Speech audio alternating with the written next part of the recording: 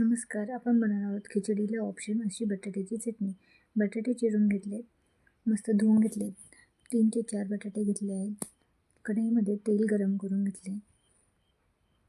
बटाटे धुवून मग ते व्यवस्थित परतून घेणार आहोत.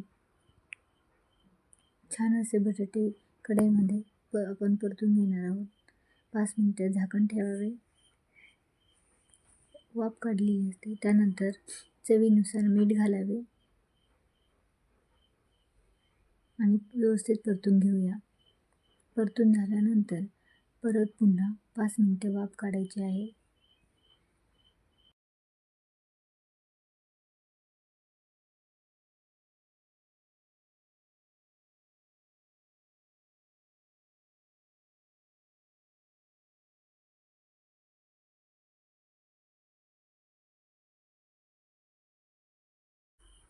झाकण काढल्यानंतर पुन्हा अशी परतून घेऊया.